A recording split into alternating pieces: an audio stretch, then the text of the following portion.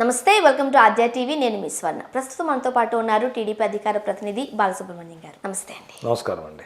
బాలసుబ్రహ్మణ్యం గారు, తెలంగాణలో తెలుగుదేశం పార్టీ ఇంచుమించు ఖతం అయిపోయింది అనుకునే టైంలో ఎటువంటి జనసేకరణ లేకుండా ఖమ్మం సభకు వచ్చిన జనసేకరణ చూసి టీడీపీ చచ్చిపోవడం కాదు, ఇంకా అదే ప్రతిష్టతో బతికి ఉంది అని అందరికి మరొకసారి చాటి చెప్పారు. ఏం చెప్తారు మీరు? అంటే యాక్చువల్గా ఇది తెలుగుదేశం పార్టీ అంటే ఇప్పుడు ఇవాళ మీరు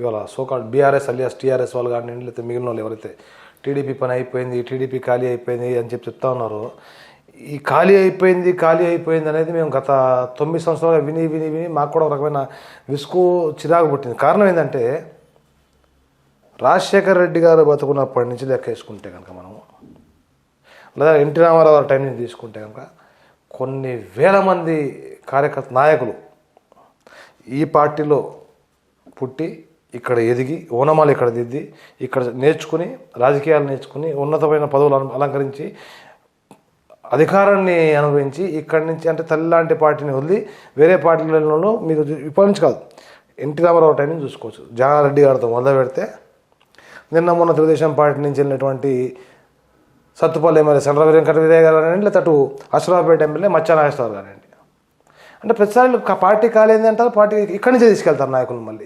మరి ఖాళీ ఎక్కడి నుంచి అయిందండి? సరే, ఈ మధ్యకాలంలో గట్టిగా మాట్లాడుతున్నటువంటి బీఆర్ఎస్ వాళ్ళు ఏదైతే ఉన్నారో, మరి వాళ్ళు ఒకసారి ఆత్మపరిశీలన చేసుకోమని చెప్పి కోరుతారు. ఎందుకంటే మీకు వాళ్ళ పార్టీ అధ్యక్షుడైనటువంటి చంద్రశేఖరరావు గారు కానివ్వండి, ఆయన మంత్రివర్గంలో ఉన్నటువంటి వాళ్ళ మంత్రులు కానివ్వండి, లేకపోతే లోక్సభలో రాజ్యసభలో ఉన్నటువంటి పార్లమెంట్ సభ్యులు కానివ్వండి, లేదా ఇటు వాళ్ళ పార్టీలో ఉన్నటువంటి ఎమ్మెల్యేలు కానివ్వండి, అంటే లిస్టు పై నుంచి కింద దాకా హైరార్కీ చూసుకుంటే కనుక ఇక్కడి నుంచి పోయిన వాళ్ళే. అంటే వాళ్ళ దగ్గర నాయకులను తయారు చేసుకునే నైపుణ్యం లేక, వాళ్ళ దగ్గర దాని ఏమంటారు నాయకత్వం లేమి ఉండి వాళ్ళ చేతకాంతనాన్ని బయట పెట్టుకుంటూ మా దగ్గర నాయకులు తీసుకెళ్తా ఉన్నారు. తెలుగుదేశం పార్టీ అనేది ఒక యూనివర్సిటీ, రాజకీయ యూనివర్సిటీ. మాకు నాయకులు వెళ్ళి ఉండొచ్చు కాక మా దగ్గర కార్యకర్తలు ఏ రోజు పోలేదు. కార్యకర్తలు వెళ్ళలేదు. కార్యకర్తలు తెలుగుదేశం పార్టీ బలం అని చెప్పి మరొకసారి నిరూపించిన వేదిక ఏదైతుందో ఖమ్మం వేదిక. ఎందుకంటే తెలుగుదేశం పార్టీ లేదని చెప్పి అన్నారు, రైట్? మరి లేదంటే ఖమ్మం సభ అయిన తెల్లారి అంత ఉలుకుపాటుగా ఒకటేసారి 10 మంది ప్రెస్ మీట్లు పెట్టారు, 10 మంది కెమెరాల ముందరకు వచ్చి గగ్గోలు పెట్టారు, మంత్రులు అయ్యారు. ఆయన మా కవిత గారు కానివ్వండి, లేకపోతే హరీష్ రావు గారు కానివ్వండి, ఎర్రబల్ అసలు అంటే ఊసర వెళ్ళి కేసీఆర్ ఒక ఊసర వెళ్ళి దొంగ లంగా అని చెప్పినటువంటి ఎర్రబల్లి దయాకర్ ఖమ్మం సభతో అందరూ ఒక్కసారి అదే అన్న ఎర్రబల్లి దయాకర్ రావు కాదండి, ఊసరవెల్లి దయాకర్ రావు. ఆయన ఇదే తెలుగుదేశం పార్టీ ఉన్నప్పుడు అదే కళాకొండ చంద్రశేఖరరావు గారు ఎన్ని మాటలు అన్నాడు అందరూ తెలిసిందే, పాత వీడియో చూస్తే తెలిసిపోతుంది. మరి వాళ్ళ ఆయన ఇంద్రుడు అంటున్నాడు, చంద్రుడు అంటున్నాడు. So coming to the topic, Khammam సభ అవుతుందో యాక్చువల్గా వాస్తవం మాట్లాడాలంటే ఒక 6 నెలల కింద పెట్టాల్సిన సభ. సరే, వివిధ కారణాల వల్ల చంద్రబాబు నాయుడు గారు టైం మాకు సెట్ కాకుండా లేకపోతే ఏ రకంగా అండి అది డిలే అవుతూ వచ్చింది.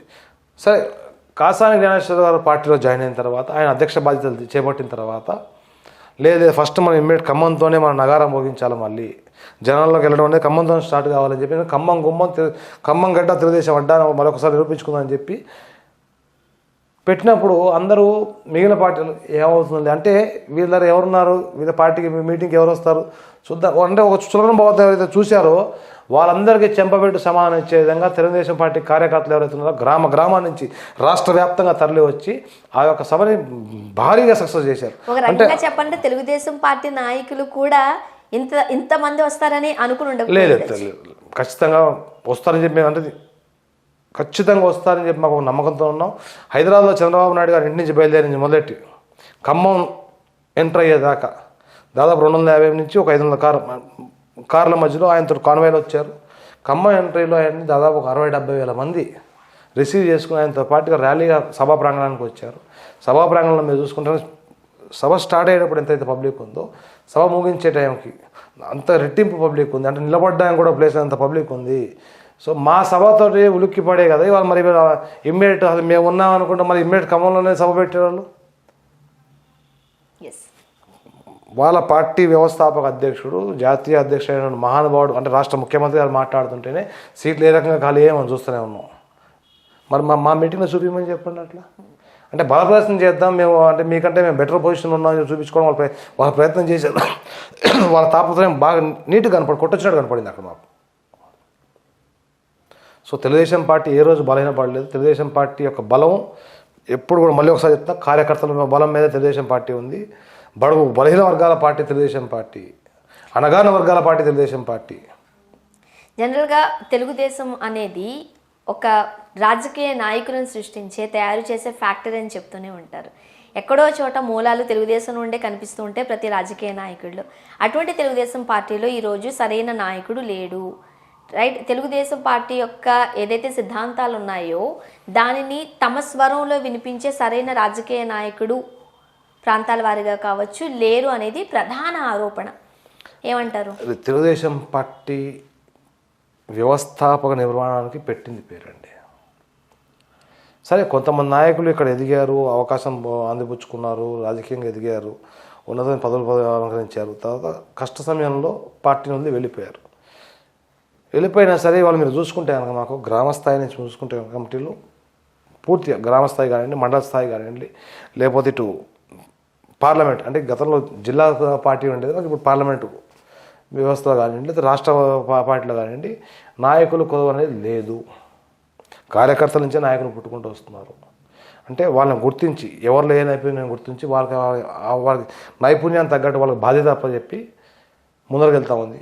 ఇప్పుడు కొత్త కాసాంగాశ్వరరావు వచ్చిన తర్వాత, ఇప్పుడు నిన్న పార్టీ ఆఫీస్ జరిగినటువంటి మీటింగ్లో నిర్ణయించడం ఏం జరిగిందంటే,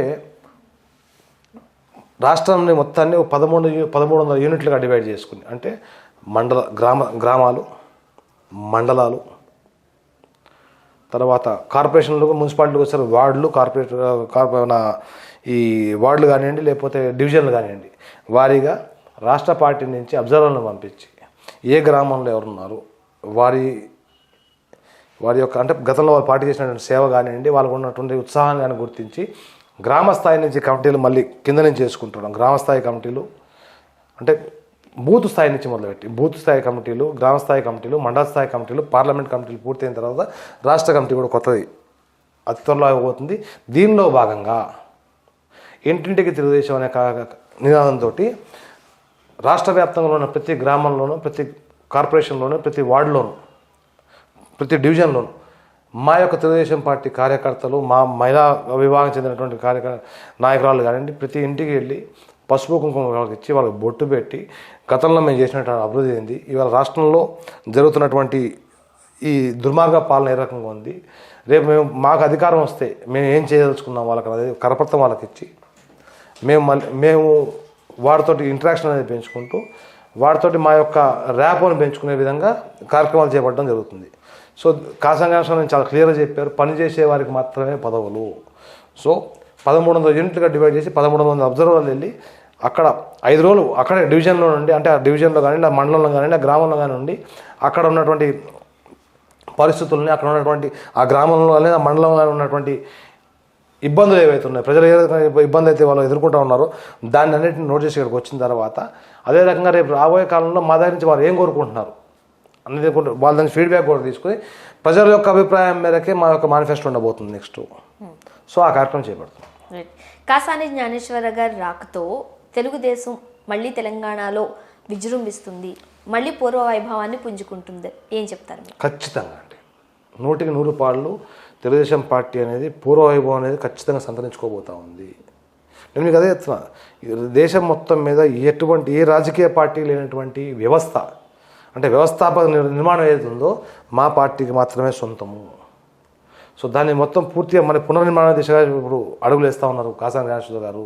నేను మీకు అదే చెప్తున్నా, గ్రామ స్థాయిలో బూత్ స్థాయి నుంచి కూడా కమిటీలు మళ్ళీ వేసుకోవడం స్టార్ట్ చేస్తున్నాము. నిద్రపోతున్నటువంటి ప్రతి కార్యకర్త నిద్రలేకపోతూ ఉన్నాము. సో దీంతో అప్పుడు ఏమైపోతుందంటే, మీకు బూత్ వారీగా కమిటీలు ఉంటాయి, గ్రామ కమిటీలు ఉంటాయి, మండల కమిటీలు ఉంటాయి, పార్లమెంట్ కమిటీలు ఉంటాయి, రాష్ట్ర కమిటీ ఉంటుంది.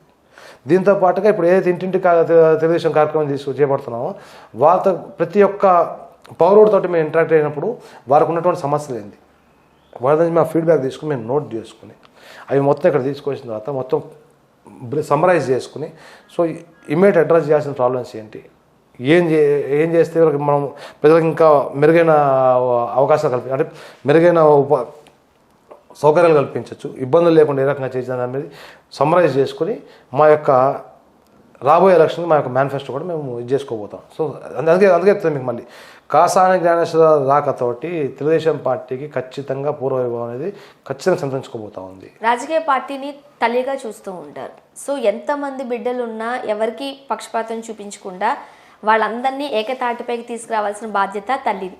సో రాజకీయ పార్టీని కూడా అలానే చూస్తూ ఉంటారు కాబట్టి. బట్ తెలుగుదేశం పార్టీలో ఎవరైనా సీనియర్స్ ఉన్నారు అని అంటే, లేకపోతే ఎవరైనా రాజకీయ నాయకులు ఇట్టే వదిల్చుకుంటూ ఉంటుంది, వాళ్ళని కాపాడుకోలేదు తెలుగుదేశం పార్టీకి, ఆ పవర్ లేదంటూ ఉంటారు. అందుకే పెద్ద పెద్ద నాయకులు, గొప్ప గొప్ప నాయకులు చేజారిపోయారు అనేది కూడా ఒక ఆరోపణ. తప్పండి. ఎందుకంటే మీకు అదే చెప్తున్నా, వెళ్ళినటువంటి నాయకులు ఎవరైతే ఉన్నారో వారిని దాని ఏమంటే ప్రలోభపెట్టో లేకపోతే వాళ్ళని బెదిరించో తీసుకోవడం జరిగింది అధికార పక్షం అనేది మిగిలిన పార్టీలు అనేది. So I don't want to name them. Actually మీరు అంటున్న మాట నేను ఏకవేసింది, ఎందుకంటే సీనియర్ నాయకులు వెళ్ళిపోయారని చెప్పి అంటున్నారు. ఇప్పుడు రావుల చంద్రశేఖర్ రెడ్డి గారిని తీసుకున్నాం for example.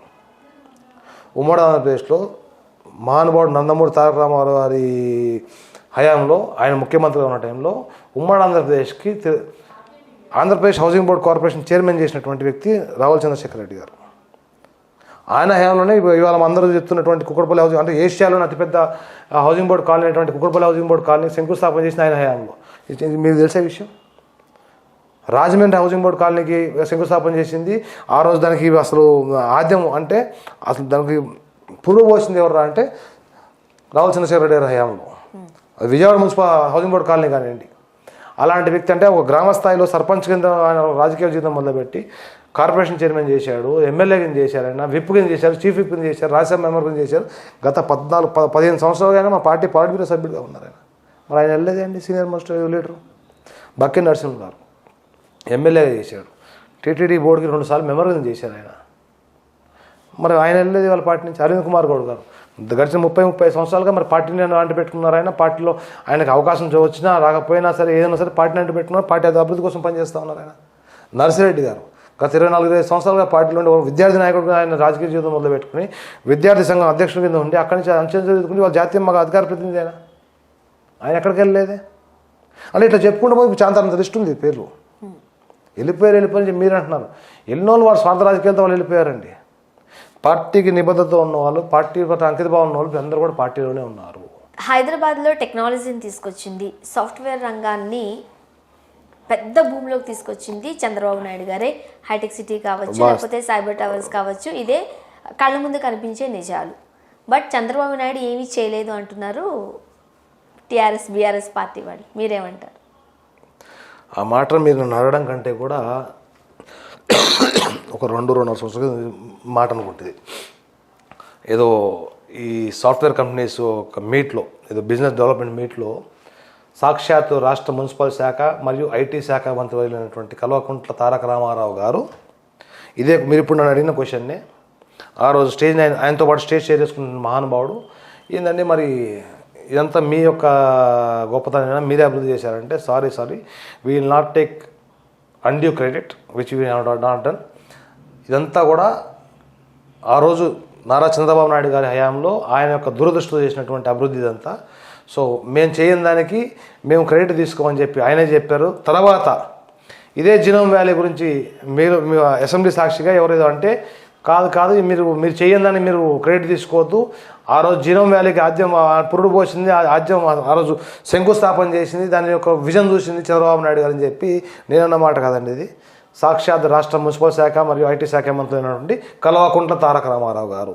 So me answer ఆయన ఎవరైతే టీఆర్ఎస్ అలియాన్స్ బీఆర్ఎస్ నాయకులు ఎవరైతే ఈ మాట కారు కూతలు కూస్తూ ఉన్నారో ఒక్కసారి పాత వీడియోలు చూసుకుంటే కేటీఆర్ గారు 2 సందర్భాల్లో ఆయనే ఒప్పుకున్నాడు కాబట్టి వాళ్ళనే చూసుకో సమాధానం అక్కడే ఉందండి. రాజకీయ చదరంగంలో పావులు కదపడంలో కేసీఆర్ గారు దిట్ట. సో అలాంటి రాజకీయ నాయకుడికి ధీటుగా ఎదుర్కోగలిగే సత్తా టీడీపీకి ప్రస్తుతం లేదు అనేది ఒక ఆరోపణ. మీరేం చెప్తారు? ప్రతిదానికి ఎక్స్పైరీ డేట్ ఉంటుందండి. అంటే మీరు ఇంట్లో రోజు తినే బ్రెడ్ పాలతో మొదలు పెట్టుకుంటే మహారోగాలకు ఉండేటువంటి మెడిసిన్తో సహా ప్రతిదానికి ఎక్స్పైరీ డేట్ ఉంటుంది. ఇవాళ మనం అందరం మాట్లాడతాం మొబైల్ అని చెప్పి. ఈ మొబైల్ ఉండే బ్యాటరీ కూడా expiry for given point of time అది కూడా మీకు పాడైపోతుంది. అంటే ఏది లైఫ్ లాంగ్ కాదు. ఇప్పుడు మనమే ఉన్నాం, శాశ్వతమా? ఇవాళ రేపు 20 ఏళ్ళకి 25 ఏళ్ళకి 30 ఏళ్ళకి 35 ఏళ్ళకి చచ్చిపోయేవాళ్ళు కూడా ఉన్నారు. సో ఏది శాశ్వతం కాదు. ప్రతిదానికి ఒక ఎక్స్పైరీ డేట్ ఉంటుంది. ఆయన ఎక్స్పైరీ డేట్ దగ్గరలో ఉంది. అండ్ కాంపిటీషన్ కూడా అట్లానే ఉంటుంది కదా. నేనేమంటున్నా అండి, వాళ్ళ ఎక్స్పైరీ డేట్ చాలా దగ్గరలో ఉంది అంటున్నాను నేను. వాళ్ళ ఎక్స్పైరీ డేట్ దగ్గరలో లేకపోతే కనుక అసలు లేదు అన్న పార్టీ ఖమ్మంలో ఒక మీటింగ్ పెట్టుకుంటే తెల్లారేసరికి 10 మంది మంత్రులు, కార్పొరేషన్ చైర్మన్లు, వాళ్ళ సాక్షాత్ ఆయన కూతురు అయినటువంటి కవిత గారు ఇంతమంది కెమెరాల ముందరకు వచ్చేసి గగ్గోలు పెట్టేశారే. సో వాళ్ళ యొక్క అభద్రతా భావం ఏదైతుందో అక్కడే కొట్టొచ్చినట్టు కనబడుతుంది. సో ఇమ్మీడియట్గా ఎక్కడ దొరికినట్టు, రాష్ట్ర వ్యాప్తంగా ఎక్కడ దొరికినట్టు అదే ఖమ్మం పోయి అక్కడే ఖమ్మంలో మీటింగ్ పెట్టారంటే అర్థమైపోతుంది వాళ్ళు ఎంత ఇన్సెక్యూర్గా ఉన్నారు అని చెప్పి. అండ్ తెలుగుదేశానికి ఇదే రైట్ టైం కూడా 200%. మీకు అదే చెప్తాను మీకు నేను. ఆ ఇన్సెక్యూరిటీ అనేది వాళ్ళలో ఉంది, మాలో లేదు. మాకు కోల్పోవడానికి ఏం మిగల, జరగాల్సిన నష్టం జరిగిపోయింది. So we are bouncing back. రాజకీయాల్లో పర్మనెంట్గా ఎవరు అంటే ఏమంటారు, అందరూ పర్మనెంట్గా అధికారంలో ఉండలేరు, అట్లనే పర్మనెంట్ ప్రతిపక్షంలో ఉండలేరు. ఇద్దరు ఎమ్మెల్యేలు ఇద్దరు ఎంపీలు ఉన్నటువంటి బీజేపీ పార్టీ వాళ్ళ దేశాన్ని వెళ్తుంది. లైవ్ ఎగ్జాంపుల్ అది. ఇదే తెలుగుదేశం పార్టీ మరి అదే మాట మాట్లాడితే మరి 99 ఎలక్షన్లో అసెంబ్లీ సాక్షిగా ప్రధాన ప్రతిపక్షం హోదా కొడుకుపోయినటువంటి కాంగ్రెస్ పార్టీ 2004లో అధికారంలోకి వచ్చింది. సో దాని తగ్గ ఎక్సర్సైజ్ తెలుగుదేశం పార్టీ నేను మీకు అదే చెప్తున్నాను. మీకు నేను 1999లో ప్రధాన ప్రతిపక్షం హోదా కూడా సొంతం చేసుకున్నటువంటి కాంగ్రెస్ పార్టీ 2004లో అధికారంలో వచ్చింది. అంటే ఎగ్జాంపుల్ కోట్ చేస్తాను మీకు. ఇద్దరు ఎంపీలతో మొదలైనటువంటి ప్రస్థానం మొదలైనటువంటి బీజేపీ పార్టీ వాళ్ళ దేశాన్ని వెళ్తూ ఉంది. మరి మేము కూడా మరి అట్లా అంటే 19 దాదాపు ఒక 19 సంవత్సరాలుగా మేము ప్రతిపక్షంలో ఉన్నాం. తెలంగాణ వరకు చూసుకుంటే కనుక రాజకీయంలో అధికారం అనేది శాశ్వతం కాదు. సరే, గెలిపోవడం కూడా శాశ్వతం కాదు. మేము అదే చెప్తాం మీకు. మా యొక్క స్ట్రెంత్ని బిల్డ్ చేసుకోవడానికి, ప్రజలతో మమేకం అవ్వడం కోసం అని చెప్పి ఇంతకుముందు మీకు చెప్పినట్టుగానే ఈ పసుపు కుంకుమ కార్యక్రమాలు, ఇంటింటి తెలుగుదేశం కార్యక్రమాలు, వాడవాడల జెండా ఆవిష్కరణ కార్యక్రమాలు ఇవన్నీ చేపట్టబోతా ఉన్నాం. ప్రజలతో మేము మమేకం అవ్వబోతా ఉన్నాం. వారితోటి రెగ్యులర్గా ఇంటరాక్ట్ అవ్వబోతా ఉన్నాం. వారి యొక్క సమస్యలు ఏంటి, వారి యొక్క ఇబ్బందులు ఏంటి మేము తీసుకుని దాన్ని ఏ రకంగా మేము మా వంతుగా మేము వాళ్ళ సహాయపడగలం అనే దాని మీద మేము కూడా ఒక రూట్ మ్యాప్ తయారు చేసుకుంటున్నాం. సో దానిలో భాగంగానే ఫస్ట్ స్టెప్ కింద ఈ ఇంటింటి తెలుగుదేశం కార్యక్రమం స్టార్ట్ చేస్తున్నాం. కాసాని జ్ఞానేశ్వర నాయకత్వంలో we are very clear what to do, how to go into the public and how to bounce back. జనరల్గా రాజకీయ పార్టీలు ప్రజల్లోకి మమేకం అవ్వడానికి పాదయాత్ర, బస్సు యాత్ర, రథయాత్ర చేపట్టబోతూ ఉంటారు. ఒక పక్క లోకేష్ గారు రథయాత్ర చేపట్టబోతున్నారు. పాదయాత్ర అండి, రైట్, పాదయాత్ర చేపట్టబోతున్నారు. మరి తెలంగాణలో ఎటువంటి స్టాండ్ తీసుకుని నేను మీకు అదే చెప్తున్నాను. నేను ఫస్ట్ స్టెప్గా దీనిలో భాగంగా మొదటి స్టెప్గా ఇంటింటికి తెలుగుదేశం మరియు పసుపు కుంకుమ కార్యక్రమం స్టార్ట్ చేస్తున్నాం. ప్రాబ్లమ్ నెక్స్ట్ 2-3 డేస్లో స్టార్ట్ అయిపోతుంది. అంటే ఏ మండలానికి ఎవరు అబ్జర్వర్ పోతారు, ఏ గ్రామానికి ఎవరు అబ్జర్వర్ పోతారు, అంటే 1300 యూనిట్కి ఎవరు పోతారు అనేది ఈ 2-3 రోజుల్లో క్లారిటీ వచ్చేస్తుంది. రాగానే ఫస్ట్ ఫేజ్లో ఇంటింటికి తెలుగుదేశం, పసుపు కుంకుమ, వాడవాడల జెండా ఆవిష్కరణలు, ఈ కార్యక్రమం స్టార్ట్ అవుతుంది. దీంతో పాటుగా ఇప్పుడు మొన్న ఖమ్మంతో స్టార్ట్ అయింది కాబట్టి నెక్స్ట్ నిజామాబాద్, మహబూబ్ నగర్, వరంగల్ ఇట్లా నెక్స్ట్ ఇంకో 4-5 మీటింగ్లు పెట్టుకున్న తర్వాత హైదరాబాద్లో ఫైనల్గా పెద్ద పెరగ్రౌండ్లో పెద్ద మీటింగ్ పెట్టబోతా ఉన్నాం. రైట్, సింహగర్జన అని చెప్పి దీంతో పాటుగా ఇన్ ది మెయిన్ టైం రాష్ట్ర పార్టీ అగ్రనాయకత్వం అంటే కాసాని జ్ఞానేశ్వర్ గారు కానీ మిగిలిన అగ్రనాయకులందరూ కూడా రాష్ట్ర వ్యాప్తంగా బస్సు యాత్ర చేపట్టబోతా ఉన్నాము. ఇది ఆల్రెడీ మన ఖమ్మం మీటింగ్లో చెప్పడం జరిగింది. మా జాతీయ అధ్యక్షుడు కానీ లేదా రాష్ట్ర అధ్యక్షుడు జ్ఞానేశ్వర్ గారు కానివ్వండి చాలా క్లియర్గా చెప్పారు. రాష్ట్ర వ్యాప్తంగా బస్ యాత్ర చేపట్టబోతా ఉన్నాము. అదే రకంగా ఇప్పుడు ఏదైతే మొదలు పెడతామో ఇంటింటికి తెలుగుదేశం లేకపోతే పసుపు కుంకుమ కార్యక్రమం ఇది నిరంతరం జరగబోతూ ఉంది.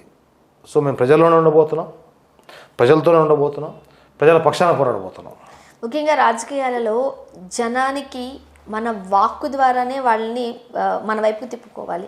సో అలా మాట్లాడగలిగేది చంద్రబాబు నాయుడు గారు ఒక్కరే. సో నుంచి ఆయన గంటలు మాట్లాడినా కూర్చొని వింటారు కిమ్ అనుకుండా. అది ఎవరైనా సరే, ఏ రాజకీయ పార్టీకి చెందిన కార్యకర్త అయినా, వ్యక్తి అయినా సరే. సో అటువంటి జనాల్ని తన వైపు తిప్పుకునే శక్తి చంద్రబాబు నాయుడు గారికి ఉంది. బట్ అదే ఇది లోకేష్ గారికి లేదు. సో అందుకే రకరకాలుగా ట్రోల్ చేస్తూ ఉంటారు. తప్పండి. నేను మీకు ఇంతకుముందు చెప్పాను. అంటే నారా లోకేష్ గారు దాదాపుగా ఒక 10-15 సంవత్సరాల కాలం పాటు ఆల్మోస్ట్ నాకు తెలిసి if I'm not wrong almost 14 or 15 years ఆయన భారతదేశంలో లేరు. He was in US to pursues higher education. అక్కడే ఉన్నారు. ఆయన ఎడ్యుకేషన్ అక్కడే కంప్లీట్ చేసుకున్నారు. తర్వాత వరల్డ్ బ్యాంక్లో పనిచేశారు. తర్వాత ఇండియాకి వచ్చారు. సో దాదాపు 14-15 సంవత్సరాల గ్యాప్ వచ్చిన తర్వాత ఆ తెలుగు ఉచ్చారణలో ఏదైతుందో కాస్త ఇబ్బంది పడిన మాట వాస్తవం. నేను చెప్పక్కలే మాట ఆయనే చెప్పారు. సో ఆ ఇబ్బందులు బాగా కొన్ని చోట్ల పదోచ్చారణలో కొన్ని తప్పులు దొరికాయి. అంటే ఇవాళ ఎవరైతే ఈ కామెంట్ చేస్తున్నారో ఆ మహానుభావుడు స్క్రిప్టెడ్ ప్రెస్ మీట్లు పెట్టి రికార్డెడ్ ప్రెస్ మీట్లు పెట్టిన తర్వాత వ్యక్తి గడిచిన 4 సంవత్సరాల కాలంలో ఎన్నిసార్లు ఎన్ని తెలుగు పదాలను ఎన్ని బూతుల కింద వాడాడన్నది నేను చెప్పక్కర్లా. మంగళగిరి అన్నాడు ఆయన. ఎప్పుడెందుకు మొన్న సంక్రాంతికి ఇది అప్పచెమ్మల ఇది అన్నాడు ఆయన ఇంతగా. సో ఫస్ట్ వాళ్ళ యొక్క వాక్కుని వాళ్ళు శుద్ధి చేసుకోమని చెప్పండి. తర్వాత అంటే ఇది క్లియర్ ఉందనుకోండి. దీంట్లో ఎటువంటి కల్మషం కుట్రలు కుతంత్రాలు లేకపోతే మనం మాట్లాడేది జనాలు ఈజీగా అర్థం చేసుకుంటాం. ఇక్కడ కుట్రలు కుతంత్రాలు ఉన్నప్పుడు ఏమవుతుందంటే మాట్లాడే మాటలు కూడా అసలు తప్పులే వస్తాయి. ఎందుకంటే ఇక్కడ ఉన్నది అదే కదా. మందలగిరి అంటారు, తర్వాత రాజకీయ సౌదానం, ఇట్లా చెప్పుకుంటే చాలా చాంతాలంత లిస్ట్ ఉంది. So keeping this aside, Lokesh గారు వచ్చిన కొత్తల్లో కాస్త తడబడిన మాట వాస్తవం, కాస్త ఇబ్బంది పడిన మాట వాస్తవం. ఈ మధ్యకాలంలో మీరు చూశారంటే కనుక ఆయన he is very clear and what he want to convey. జనాలకు ఆయన ఏం చెప్పదలుచుకున్నా చాలా క్లియర్గా చెప్తున్నాడు. ఆయన కార్యకర్తలకు ఏ రకంగా భరోసా ఇవ్వాలన్న దాని మీద ఆయన చాలా క్లియర్గా క్లారిటీగా క్రిస్టల్ క్లియర్గా ఒక రకమైన క్లారిటీతో ఉన్నారు. ఆయన రాష్ట్రంలో ప్రజలకు ఏం కావాలి, వాళ్ళకు ఉన్న ఇబ్బందులు ఏంటన్న దాని మీద పూర్తిగా అవగాహన ఉన్న వ్యక్తి నారా లోకేష్ గారు. అంటే ఆయన ఉన్నటువంటి కొద్దిపాటి కాలంలో, మంత్రిగా ఉన్నటువంటి కొద్దిపాటి కాలంలో రాష్ట్ర వ్యాప్తంగా ఎన్ని గ్రామాల్లో సిమెంట్ రోడ్లు వేశారు, ఆయన శాఖకి ఆయన హయాంలో ఎన్ని నేషనల్ అవార్డులు వచ్చాయన్నది నేను చెప్పక్కర్లేండి. ఇవాళ అధికారంలో వాళ్ళే ఉన్నారు కదా, ఎవరైతే ఎక్కువ కారు కూతలు కూస్తూ ఉన్నారో వాళ్ళే ఉన్నారు అధికారంలో, వాళ్ళు ఒకసారి చెక్ చేసుకోమని చెప్పండి రికార్డ్స్. నారా లోకేష్ గారు ఉన్నటువంటి ఆ అతి కొద్ది సంవత్సరం 2 సంవత్సరాల కాలం ఏదైతే మంత్రిగా ఉన్నారో ఆ పీరియడ్లో రాష్ట్రానికి వచ్చినటువంటి అవార్డులు, ఆయన శాఖకు వచ్చినటువంటి అవార్డులు ఎన్ని, ఆయన తీసుకొచ్చినటువంటి ఒట్టి ప్రాజెక్టులు ఎన్ని, అంటే కొత్త పరిశ్రమలు ఎన్ని తీసుకొచ్చాడు ఆయన హయాంలో, ఉపాధి ఎంతమందికి కల్పించాడు ఆయన హయాంలో అన్నది ఒకసారి రికార్డ్స్ చెక్ చేసుకున్న తర్వాత ఆత్మ పరిశీలన చేసుకుని కారకూతలు కోయమని చెప్పండి. తెలుగుదేశం పార్టీలో బాలకృష్ణ గారు హిందూపూర్కి మాత్రమే పరిమితం అయిపోతున్నారు, పార్టీకి సంబంధించిన రెస్పాన్సిబిలిటీస్ భుజాన వేసుకుంటే మంచిది అనేది తెలుగుదేశం పార్టీ నాయకులు చెప్తున్న మాట. బట్ ఓన్లీ హిందూపూర్కే పరిమితం అయిపోతూ ఉంటారు బాలకృష్ణ గారు. ఆయనకున్నటువంటి క్రమశిక్షణ నాకు తెలిసి ఇటు రాజకీయాల్లో కానీ ఇటు ఇండస్ట్రీలో కానివ్వండి చాలా తక్కువ మందికి ఉండొచ్చు. సో ఇవాళ ఆయన రాజకీయాలతో పాటుగా ఇటు సినిమాలు కూడా చేస్తూ ఉన్నారు కాబట్టి ఆయన ఎన్నుకున్నటువంటి కాన్స్టిట్యున్సీ పూర్తిగా న్యాయం చేస్తూ ఆయన వృత్తికి కూడా పూర్తిగా న్యాయం చేస్తూ వెళ్తూ ఉన్నారు. అదే రకంగా మీరు అంటున్న మాట ఒప్పుకుందంటే ఎప్పుడెప్పుడైతే తెలుగుదేశం పార్టీకి ఆయన యొక్క అవసరం ఉందో అప్పుడప్పుడు ఆయన రోడ్ ఎక్కారు, ఆయన పార్టీ కోసం కష్టపడ్డారు. 2009 ఎలక్షన్లో కానివ్వండి, 14 ఎలక్షన్లో కానివ్వండి, రాష్ట్ర వ్యాప్తంగా 2009 ఎలక్షన్ మీరు చూసుకుంటే రాష్ట్ర వ్యాప్తంగా కూడా ఆయన బస్ యాత్ర చేశాడు. ఆయన తర్వాత చాలా సందర్భాల్లో కూడా ఆయన పార్టీకి అవసరం ఉన్నప్పుడు ప్రతి చోటకి వెళ్ళారు. ఆయన యొక్క గళాన్ని వినిపించారు, పార్టీ పక్షాన నిలబడ్డారు. ఆయన పార్టీకి ఏ రోజైతే అవసరం ఉందో అది ఖచ్చితంగా ఆయన వంతుగా ఆయన చేయాల్సింది ఖచ్చితంగా చేశారు. సో నేను దీంతో ఏకీభవించనండి. కాసాని జ్ఞానేశ్వర్ గారు తెలుగుదేశం పార్టీని ఏ విధంగా ముందుకు తీసుకువెళ్లే యోచనలో ఉన్నారు? ఇప్పుడు కింద స్థాయి నుంచి వచ్చినటువంటి వ్యక్తి కాసాని జ్ఞానేశ్వర్ గారు. అంటే ఒక సామాన్య కుటుంబం నుంచి వచ్చి పుట్టి ఒక దిగువ మధ్య కుటుంబంలో పుట్టి అంచెలంచెలుగా కష్టపడితే ఎదుగుతూ వచ్చినటువంటి వ్యక్తి కాసాని జ్ఞానేశ్వర్ గారు. సో ఆ కింద స్థాయిలో ఉండే ఎవరైతే మీకు దిగువ మధ్య తరగతి అదే రకంగా పూర్తిగా కింద స్థాయిలో అంటే అట్టడుగు వర్గంలో ఉన్నటువంటి వాళ్ళు ఎటువంటి ఇబ్బందులు ఎదుర్కొంటారు, వారికి ఇవాళ ఉన్నటువంటి ఇబ్బందులు ఏంటన్న దాని మీద పూర్తిగా అవగాహన ఉన్నటువంటి వ్యక్తి కాసాని జ్ఞానేశ్వర్ గారు. ఆయనలో మీరు చూసుకుంటే కనుక మీరు కింద స్థాయి నుంచి రాజకీయం చేసుకుంటూ అంటే ఒక వార్డు స్థాయి నుంచి రాజకీయం చేసుకుంటూ ఒక జిల్లా పరిషత్ చైర్మన్గా 5 సంవత్సరాల పాటు పనిచేసి ఆ జిల్లాని అభివృద్ధి పదంలో నడిపించి అగ్రస్థానంలో నిలబెట్టిన వ్యక్తి కాసాని జ్ఞానేశ్వర్ గారు. ఒక ఎమ్మెల్సీగా ఉన్న టైంలో కూడా ఎక్కడెక్కడ ఏ అభివృద్ధి పనులు చేయొచ్చు, ప్రజలకు ఏ రకంగా ఉపయోగపడుతుంది దాని మీద నిరంతరం ఆలోచించుకుంటూ ఆ పని చేసుకుంటూ వచ్చినటువంటి వ్యక్తి కాసాని జ్ఞానేశ్వరరావు. సో అటువంటి వ్యక్తికి ఇవాళ రాష్ట్రంలో నెలకొన్నటువంటి పరిస్థితులు కానివ్వండి, లేకపోతే ప్రజలు ఎదుర్కొంటున్నటువంటి ఇబ్బందులు కానివ్వండి, వాళ్ళు ఎదుర్కొంటున్న బాధలు కానివ్వండి, పడుతున్నటువంటి బాధలు కానివ్వండి, దాని మీద పూర్తి అవగాహన ఉంది.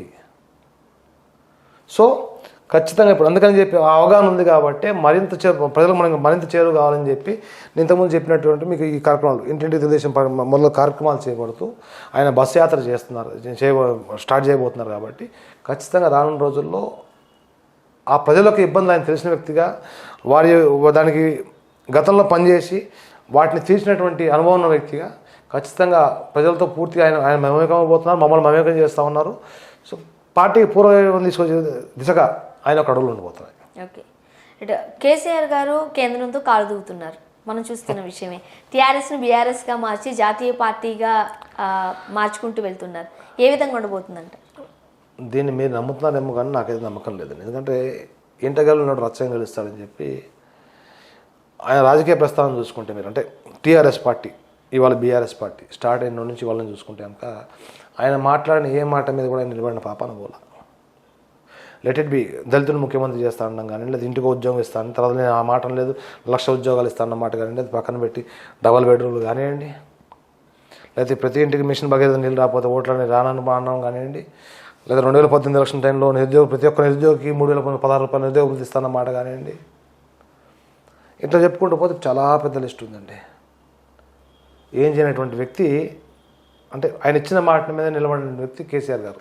సో ఇక్కడే ప్రజలు వాళ్ళకి నమ్మే పరిస్థితి అంటే 2 సార్లు మోసపోయారు, 3 సార్లు మోసపోయే పరిస్థితి రాష్ట్ర ప్రజలు లేరు. ఇదే రకంగా దేశంలో ప్రజలు కూడా చూస్తూ ఉన్నారు ఈయన ఇప్పటిదాకా ఇచ్చినటువంటి వాగ్దానం ఏంటి, ఇప్పటిదాకా ఏం పూర్తి చేశాడు. సో ఈయన మాటకి ఏ రకమైన విశ్వసనీయత ఉందని చెప్పి జనాలు కూడా గమనిస్తూ ఉన్నారు. 2 బీజేపీ దీన్ని కాలు దొవుతాడు కాదు, బీజేపీ వాళ్ళేమో ఈయన దొంగ అంటున్నాడు, ఈయనేమో వాళ్ళని దొంగ అంటున్నాడు. కేంద్రంలో అధికారం ఉంది ఎవరండి ఇవాళ? బీజేపీ వాళ్ళే ఉన్నారు. సరే ఎంతసేపు ఈయన ఏమంటారు కాళేశ్వరం ప్రాజెక్టులో అవినీతి చేశాడు, మిషన్ భగీరథలో అవినీతి చేశాడు, లేదా మిగిలిన ప్రాజెక్టులో అవినీతి చేశాడు అని చెప్పి అంటూ ఉన్నారు. అధికారంలో ఉన్నది వాళ్ళే కదా, మా దగ్గర మొత్తం చిట్టా ఉందని అంటున్నది వాళ్ళే కదా. మరి ఎటువంటి లోపాయికాల ఒప్పందం లేకపోతే మరి ఈయన ఇప్పటిదాకా యాక్షన్ తీసుకోలేదు వాళ్ళు. నువ్వు దొంగ నేను దొంగ అనుకుంటూ అంటే చేసి జనాలను పిచ్చోని చేస్తూ ఉన్నారు తప్పితే ఇవాళ ఈయనేదో దేశ రాజకీయాలకు పోయి ఉడపడగేస్తాడు, రేపు పొద్దున ఈయన ప్రధానమంత్రి అవుతాడంటే మాత్రం నమ్మే పరిస్థితుల్లో ప్రజలైతే లేదు ఇవాళ. ఓకే, సో తెలుగుదేశం పార్టీకి పూర్వ వైభవం తీసుకురావడానికి ఇటు కార్యకర్తల దగ్గర నుంచి పెద్ద పెద్ద నాయకుల వరకు ఏ విధంగా చర్యలు చేపట్టబోతున్నారు? నేను మీకు చెప్పాను ఇంతకుముందు, అదే పార్టీ పునర్నిర్మాణం, వ్యవస్థాగత నిర్మాణం అంటే బూత్ స్థాయి నుంచి రాష్ట్ర స్థాయి దాకా మొత్తం ప్రక్షాళన చేయడం, దీంతో పాటుగా ఇంటింటికి తెలుగుదేశం, పసుపు కుంకుమ రకం, జెండా ఆవిష్కరణలు, దాని తర్వాత రాష్ట్ర వ్యాప్తంగా బస్సు యాత్ర, రాష్ట్ర నలుమూలల బహిరంగ సభలు, ఫినిషింగ్గా పెరడ్ గ్రౌండ్లో సింహగర్జన. This is our road map as of now. Okay, and రాజకీయ పార్టీకి ఎన్నికలకు ముందు మేనిఫెస్టో చాలా ఇంపార్టెంట్. చాలామంది రాజకీయ నాయకులు మేనిఫెస్టో ద్వారానే విజయం సాధించిన సందర్భాలు కూడా చాలా ఉన్నాయి. మరి తెలుగుదేశం మేనిఫెస్టో ఏ విధంగా ఉండబోతుంది? నేను అదే చెప్తాను, ఈసారి తెలుగుదేశం పార్టీ అని గతంలో అయినా సరే ఇప్పుడు మళ్ళీ అయినా సరే ఈసారి తెలుగుదేశం పార్టీ ప్రవేశపెట్టబోయే మేనిఫెస్టో ఏందో ప్రజా మేనిఫెస్టో అవబోతుంది. ఎందుకంటే రేపు మేము చేపట్టబోయే ఇంటింటికి తెలుగుదేశం కార్యక్రమంలో ప్రతి ఒక్క పౌరుడితోటి వారి యొక్క సమస్యలు, వారు రాష్ట్ర ప్రభుత్వాల నుంచి ఏం కోరుకుంటా ఉన్నారు, వాళ్ళ ఇబ్బందులు తీరడానికి ఏం చేస్తే బాగుంటుంది అనేది వాళ్ళ నుంచి ఫీడ్బ్యాక్ తీసుకుని వారి అందరం రాష్ట్ర వ్యాప్తంగా ఉన్నటువంటి ప్రజల దగ్గర నుంచి వచ్చిన ఫీడ్బ్యాక్ని మేము సమ్మరైజ్ చేసుకుని దాని నుంచే మా మేనిఫెస్టో తయారు చేయబోతాం. తెలుగుదేశం పార్టీకి ఇటు తెలంగాణలో కావచ్చు అటు ఆంధ్రలో కావచ్చు ఒంటరి పోరుకు మాత్రం సిద్ధంగా లేదు, ఒప్పుకోవాల్సిన విషయమే ఇది మీరు కూడా. సో ఖచ్చితంగా పొత్తులతోనే ముందుకు వెళ్లాల్సిన ఆవశ్యకత ఉంది. ఏపీలో జనసేనతో ముందుకు వెళ్ళబోతుంది అని ఒక టాక్ వినిపిస్తుంది. మరి తెలంగాణలో ఏ విధంగా ముందుకు వెళ్ళబోతాం? మొన్న ఖమ్మం సభలో కానివ్వండి, లేకపోతే వివిధ సందర్భాల్లో కానివ్వండి, మా రాష్ట్ర పార్టీ అధ్యక్షులు కాసాని జ్ఞానేశ్వరరావు చాలా క్లియర్ చెప్పారు. We are gonna contest in all 119 constituencies అని 119 కాన్స్టిట్యున్సీలో మేము పోటీ చేయబోతున్నాం అని చెప్పి చాలా క్లియర్గా చెప్పడం జరిగింది. సో మీకు అది ఈ ఊహాగానాల మీద ఎవరు తీసుకొచ్చారో తెలియదు. కానీ అదే రకంగా ఆంధ్ర రాష్ట్రంలో మీరు అంటున్నట్టు జనసేన తెలుగుదేశం పార్టీ పోతుందని చెప్పి రేపటి రోజు ఏం జరుగుతుందో ఇవాళ మనం చెప్పలేం. కానీ గడిచే అంటే మొన్న 2 సందర్భాల్లో పవన్ కళ్యాణ్ గారు చంద్రబాబు నాయుడు గారు కలిసిన 2 సందర్భాల్లో కూడా చాలా క్లియర్గా చెప్పారు. రాష్ట్రంలో జరుగుతున్న రాజకీయాలుగా డిస్కస్ చేశారు, లేకపోతే జరుగుతున్నటువంటి పరిణామాలు అంటే ఈ తుగ్లక్ సైకో పరిపాలన జరుగుతున్నటువంటి చేపడుతున్నటువంటి కార్యక్రమాలు కానీ లేకపోతే ప్రజలను ఏ రకంగా ఇబ్బంది పెడుతున్న దాని మీద డిస్కస్ చేసుకున్నారు తప్పితే ఎక్కడా కూడా రేపు ఎలక్షన్కి ఏ రకంగా ముందరకు పోదాము, లేకపోతే నేను మీ రకంగా ఏ రకంగా సహాయపడగలను, మీరు నాకు ఏ రకంగా సహాయపడతారు, పొత్తు ఏ రకంగా ఉండాలని దాని మీద ఎక్కడ డిస్కస్ చేసుకోలేదు. ఇద్దరు కూడా చాలా క్లియర్గా దాని మీద చాలా క్లిష్టంగా క్లారిటీ ఇచ్చారు. సో మరి ఈ ఊహాలను ఎందుకు తీసుకొస్తున్నారు, మరి ఎంత ఎందుకు తీసుకొస్తున్నారు నాకైతే ఇప్పుడు అర్థం కావట్లా. ఇప్పుడు రాజకీయంలో పన్నెండు శత్రులు మిత్రులు ఎవరు లేరు. రేపటి రోజు నేను రాజకీయాలు ఆ రోజు పరిస్థితులను బట్టి నిజంగా రాష్ట్రంలో పొత్తు పెట్టవలసిన అవసరం పడితే కనుక అప్పుడు ఆ రోజు పరిస్థితులను బట్టి నిర్ణయం తీసుకోవడం జరుగుతుంది తప్పితే it is too early to know comment on that actually. But as of now ఇరు రాష్ట్రాల్లో కూడా తెలుగుదేశం పార్టీ ఒంటరిగానే పోటీ చేయబోతోంది. తెలుగుదేశం పార్టీకి సంబంధించి పవన్ కళ్యాణ్ గారు ముఖ్యమంత్రి సీట్ అడుగుతున్నారు. చంద్రబాబు నాయుడు లాంటి వ్యక్తి ముఖ్యమంత్రి పదవిని లేకపోతే ఆ సీట్ని సాక్రిఫైస్ చేయడానికి రెడీగా లేరు అనేది ముఖ్యంగా వినపడుతున్న వ్యాఖ్యలు. ఆయన ఈ యొక్క కోరికని వెళ్ళబుచ్చినప్పుడు మీరు ఆయన పక్కన కూర్చున్నారా, లేదా మీకు ఫోన్ చేసి చెప్పారా? మీ అభిమానులు చెప్తున్నా మా అభిమానులు చెప్పలేదండి. నేనంటే మీడియా వాళ్ళకి ఏంటంటే టీఆర్పీ రేటింగ్ల కోసమో లేకపోతే వ్యూస్ కోసమో లేదా వ్యూవర్షిప్ కోసమో అని చెప్పి టైంపాస్ కాక thumbnail పెట్టడము లేకపోతే ఈ రకమైన పుకార్లు లేపడం బాగా అలవాటు అయిపోయింది. జనాల్ని మభ్యపెట్టడం, జనాల్ని పక్కదవ పట్టించడం ఎప్పటికైనా మానేసి ఏదైతే వాస్తవం ఉందో దాన్ని జనాలు పెట్టాలని చెప్పి కోరుతా ఉన్నాను. సో ఖచ్చితంగా 2 తెలుగు రాష్ట్రాలలోనూ ఒంటరి పోరుకే ఖచ్చితంగా తెలుగుదేశం పార్టీ 2 తెలుగు రాష్ట్రాల్లోనూ ఒంటరి పోరే చేయబోతా ఉంది. థ్యాంక్ యూ సో మచ్ అండి బాలసుబ్రహ్మణ్యం గారు. Thank you very much. ఈ వీడియో కనుక మీకు నచ్చినట్లయితే లైక్ చేయండి, షేర్ చేయండి, సబ్స్క్రైబ్ చేయండి.